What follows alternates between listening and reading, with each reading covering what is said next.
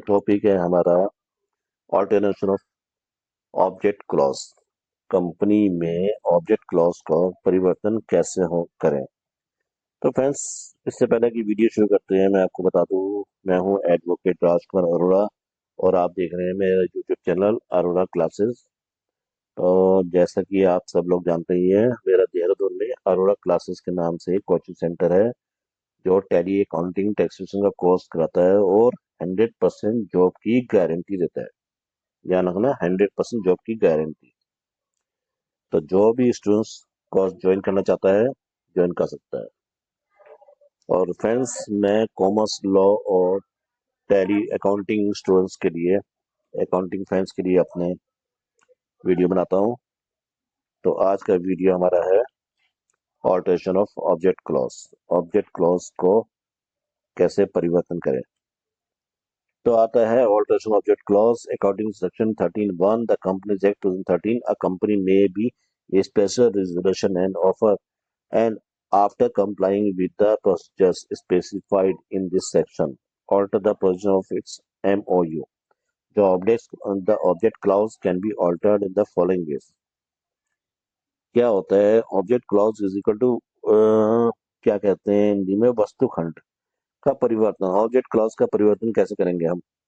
Company अधिनियम 2013 की धारा 13(1) के अनुसार कोई भी कंपनी एक विशेष प्रस्ताव स्पेशल रिजोल्यूशन पारित करके और इस धारा में निर्दिष्ट प्रक्रिया का पालन करके अपने ज्ञापन यानी कि MOA, ठीक है, मेमोरेंडम ऑफ एसोसिएशन के प्रावधानों में परिवर्तन कर सकती है।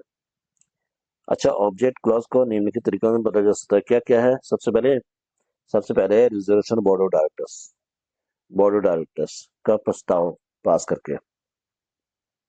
वस्तु खंड में यानी कि ऑब्जेक्ट क्लॉज में परिवर्तन करने का पहला कदम यह है कि निदेशक मंडल बोर्ड ऑफ डायरेक्टर्स को इस संदर्भ में एक प्रस्ताव पारित करना होगा और सदस्यों की एक आम बैठक, एक जनरल मीटिंग बुलानी होगी जिसमें इस परिवर्तन की अनुमोदित किया जाएगा। यानी कि एक जनरल मीटिंग बनानी पड़ेगी और इसको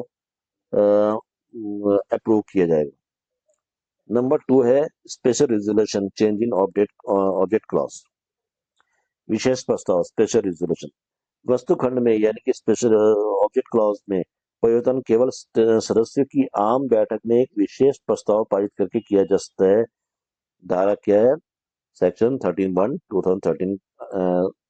2013 act, section 13(1) of the 2013 act.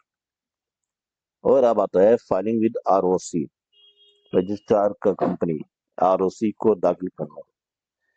तो इसके लिए है हमारे पास ROC के लिए कि विशेष प्रस्ताव को पारित करने के 30 दिनों के भीतर, ध्यान रखिए 13 डेज, 30 दिनों के भीतर इसे फॉर्म नंबर MGT 14 के माध्यम से ROC के पास दाखिल करना आवश्यक है।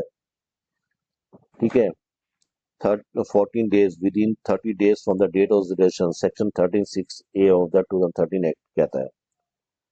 फोर्थ आता है entry in register of companies by ROC द्वारा कंपनी रजिस्टर में प्रविष्ट की। रजिस्ट्रार दस्तावेज को पंजीकरण करेगा और तभी यह परिवर्तन प्रभावी होगा। रजिस्ट्रार क्या करेगा, दस्तावेज को पंजीकृत करेगा, रजिस्टर्ड करेगा और तभी यह प्रभावी होगा। ये कहता है सेक्शन हमारा 10 ऑफ द 2013 एक्ट।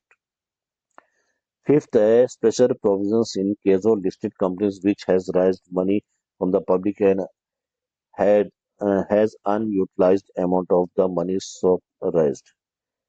तो ये फिफ्थ पॉइंट नहीं है, ये इसका ये है कि उन सूचीबद्ध कंपनी यानी कि लिस्टेड कंपनी के धन के लिए विशेष प्रावधान जिन्होंने सार्वजनिक धन जुटाया और जिनके पास अव्ययी यानी कि अनयूटिलाइज्ड धनराशि बची हुई है। तो क्या करेंगे, passing special resolution bye postal ballot.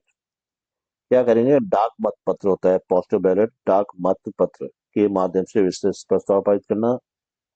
Number 2 notice to shareholders, शेयर धारकों को सूचना देना प्रस्तावित संशोधन ऑल्टरेशन के संबंध में नोटिस के निम्नलिखित विवरण शामिल होना चाहिए। शेयर धारक को जो सूचना देंगे उसमें क्या क्या शामिल होना चाहिए हमारे पास, उसमें शामिल होना चाहिए कुल प्राप्त धनराशि कितनी है, ठीक है, प्रोस्पेक्टस में उल्लिखित उद्देश्यों के लिए उपयोग की गई कुल धनराशि, और प्रोस्पेक्टस के माध्यम से जुटागी अव्यवहित यानी अनयूटिलाइज धनराशि कितनी है, प्रस्तावित परिवर्तन या संशोधन का विवरण और नए उद्देश्यों के लिए प्रस्तावित रूप से उपयोग की जाने वाली धनराशि। जी है प्रस्तावित परिवर्तन का कंपनी की आय और नकदी प्रवाह कैश फ्लो पर अनुमोदित वित्तीय प्रभाव। H है the other relevant information which is necessary for the members to take an information decision on the proposed resolution, यानी कि अन्य प्रासंगिक जानकारी जिसके सदस्य सूचित निर्णय ले। ठीक है फ्रेंड्स, और अब देखते हैं हम आई वह स्थान जहां से कोई इच्छुक व्यक्ति प्रस्तावित प्रस्ताव की प्रति प्राप्त कर सकता है। थर्ड नंबर है पब्लिकेशन इन न्यूज़पेपर, यानी कि अखबारों में प्रकाशन। तो प्रस्ताव के विवरण 2 समाचार पत्रों में प्रकाशित किए जाएंगे, एक अंग्रेजी में और एक स्थानीय भाषा में, जो कंपनी के पंजीकृत कार्यालय में के स्थान पर प्रचलित है। प्रस्ताव से संबंधित विज्ञापन को पोस्टल बैलेट नोटिस भेजने के साथ साथ प्रकाशित किया जाएगा।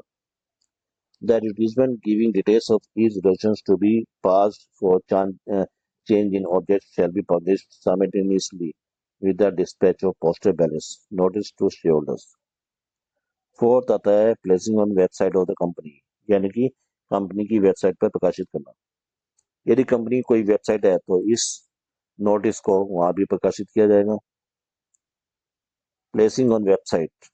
और अब आता है अपॉर्चुनिटी टू डिसेंटिंग शेयरहोल्डर्स, यानी कि असहमति व्यक्त करने वाले शेयरधारकों को अवसर देना। अपॉर्चुनिटी टू डिसेंटिंग शेयरहोल्डर्स, कुछ शेयरहोल्डर है जो असहमत है, तो सेबी विनियमन के अनुसार असहमत डिसेंटिंग शेयर धारकों को प्रमोटर और नियंत्रण रखने वाले शेयर धारकों द्वारा बाहर निकलने का अवसर दिया जाएगा। तो फ्रेंड्स, कुल मिलाकर बात यह है कि ये जो है जो मैंने बताया ऑल्टरेशन ऑफ ऑब्जेक्ट क्लॉज, ये ऑब्जेक्ट क्लॉज को चेंज करने के लिए बारे में बात करता है। और चेंज करने के लिए ये सीधा सीधा बताता है कि एक निदेशक मंडल बोर्ड ऑफ डायरेक्टर का प्रस्ताव पारित किया जाएगा सबसे पहले, और फिर स्पेशल रिजोल्यूशन यानी कि विशेष प्रस्ताव पारित किया जाएगा। नंबर 3 में रजिस्टर ऑफ कंपनीज ROC को दाखिल किया जाएगा और ROC द्वारा कंपनी के रजिस्टर में प्रविष्टि की जाएगी।